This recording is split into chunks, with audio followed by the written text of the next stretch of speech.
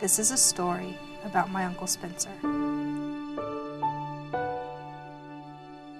For most of my life, I did not know him well, and what I did know wasn't good. Before Spencer was old enough to even walk, he had been in 13 different foster homes. My grandparents adopted him at the age of 1. Even though he was raised in the church, he was in and out of trouble his entire childhood. At the age of 23, during an attempted carjacking, he murdered a 48-year-old woman and received the death penalty. My family disowned him, and we rarely talked about him after that. When you have a family member that's a convicted murderer on death row, it's easy to find happier conversation. And for the next 5 years, he became a distant memory to everyone. Well, maybe not everyone. When I turned 18, Uncle Spencer began to creep into my mind. I wanted to know the full story of what had happened, but more importantly, who he was. I wrote him asking to come and visit, and he accepted.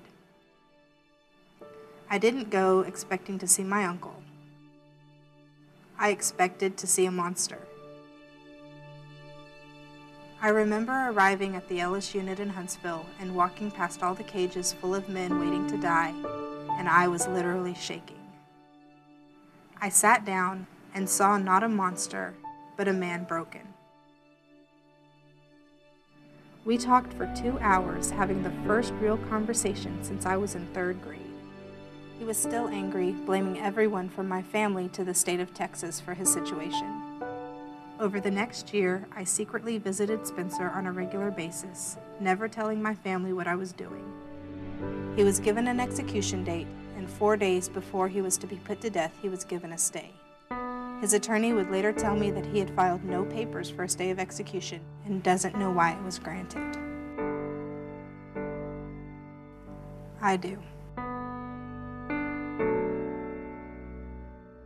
Over the next few months, I began to see a change in Spencer. His letters stopped being angry rants and now seemed more hopeful. Not a hope that he wasn't going to die, but a hope that he had something to live for. He talked about how much he valued our time spent together. He shared his faith with other inmates. He shared his faith with prison guards. He started a Bible study on death row.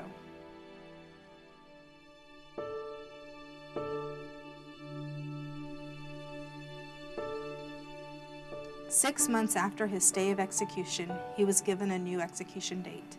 I finally found the courage to tell my family I had been seeing Spencer, and 2 days before he was to be put to death, several other family members joined me in a visit with my uncle.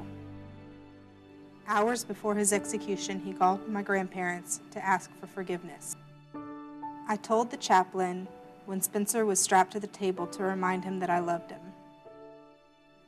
His response was, "God is with me now, and in the morning I will be with him."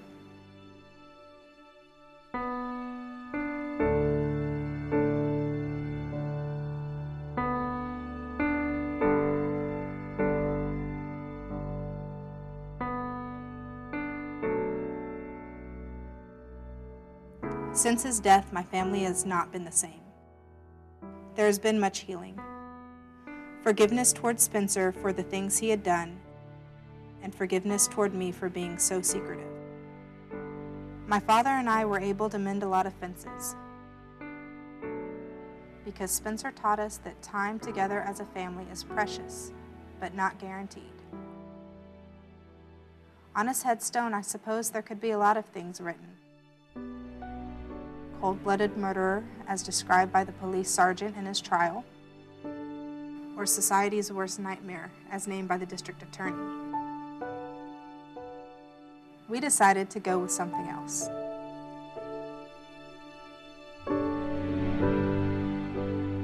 I now think about all the things that God did through Spencer's life, causing a scared 18-year-old girl to reach out to a frightening man she barely knew, giving a criminal an extra 6 months to live in this world so that he could have an eternity in a far better place. using lethal injection to heal a family that had grown bitter. Maybe that explains the rainbow directly over our house on the day he was sentenced. A reminder from God telling us that everything was going to be okay. And that's why, when my son was born, I named him Cameron Spencer. Not after the murderer, but after my uncle. A man ultimately known for one thing, and one thing only: knowing Christ.